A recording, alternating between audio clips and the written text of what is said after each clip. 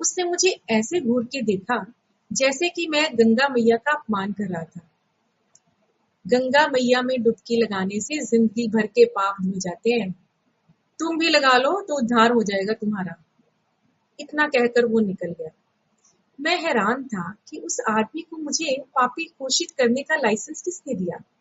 मतलब यहाँ जो भी आता है पापी होता है और भगवान से अपने पाप धुलवाता है। मतलब यहाँ भगवान मिलेगा।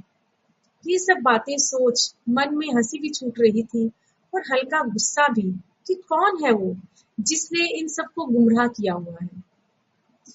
मैं अपना कैमरा लेकर गंगा किनारे पहुंच गया जहां शाम की आरती होने थी।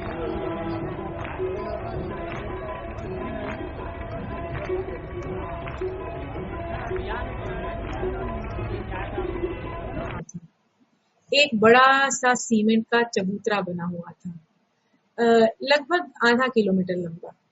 सामने ही गंगा नदी बह रही थी और देश के कोने कोने से आए लोग, बड़े छोटे स्त्री पुरुष, सब उसमें डुबकी लगा रहे थे। कितना गंदा पानी था, उफ। कहीं प्लास्टिक के रैपर्स, पुराने कपड़े, किसी जानवर की लाश, सब कुछ उस पानी में तैर रहा था। इतनी अनहाइजीनिक जगह थी कि मैं डर गया कि कहीं ये पानी मेरे पैर को भी छू गया तो स्किन डिजीज हो सकता है। मैं ऊपर की सीढ़ी पर खड़ा होकर ये सारी तस्वीरें ले रहा था।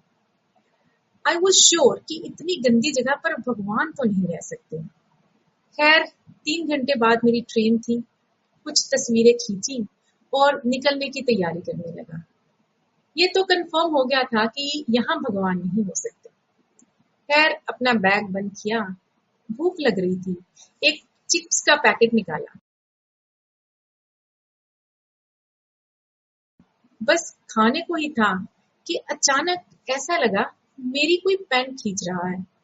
मैंने झुककर देखा कि एक 27-28 साल का युवक, सांवला रंग, कांधे तक लटकते घुंघराले बाल, दाढ़ी बड़ी हुई, गेरुआ रंग के कपड़े पहने हुए, गले में रुद्राक्ष की माला, पीठ के पीछे एक कंप्यूटर बैग टांगे हुआ था जिसमें शायद उसका सामान था। कोई भिखारी टाइप का लग रहा था। वो मुझसे नीचे गंगा नदी तक जाने के लिए रास्ता मांग रहा था। मैंने उसे एक ही झटके में रास्ता दे दिया। मैं देखकर हैरान था। वो रेंगता हुआ सीढ़ियों के नीचे उतर रहा था। उसकी दोनों टांगे नहीं थी।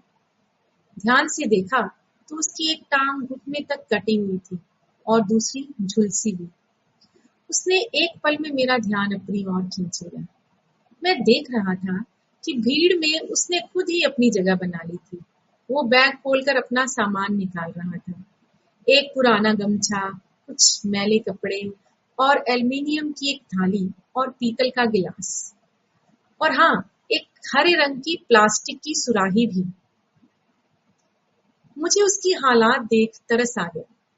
झट से अपने हाथ का चिप्स का पैकेट लेकर मैंने उसकी झोली में रख दिया।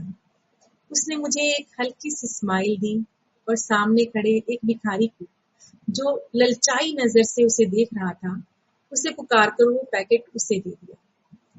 बड़ा अजीब लगा मुझे। मेरी दी हुई भीख उसने किसी और को दे दी।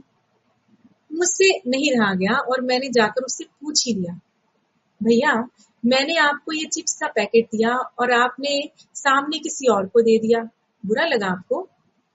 उसने जवाब दिया, जब तक हम गंगा स्नान करके काशी विश्वनाथ जी के दर्शन नहीं कर लेते, हम भिक्षा नहीं लेते। तो फिर दूसरे भिखारी क्यों ले लिया करते हैं? मेरे मुंह से ये सवाल ऐसे ही निकल गया। उसने तपाक से कहा, वो भिखारी हैं और मैं भिक्षुक। मतलब फर्क क्या है दोनों में? मैंने पूछ लिया। उसने मुस्कुराकर मुझे समझाते हुए कहा, इस दुनिया में हर कोई किसी ना किसी से लेता ही है। जहाँ उम्मीद और लालच जुड़ जाए उसे भीख कहते हैं और जहाँ सिर्फ जरूरत हो वो भिक्षा कहलाती है। इतना कहकर वो सीधा गंगा की ओर डुबकी लगाने चला गया।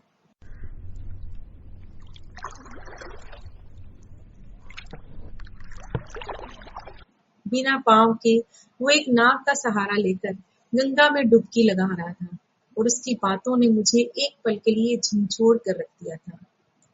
ना जाने क्यों मैं इस कथन की तुलना अपने व्यक्तित्व से करने लगा था। पापा की बातें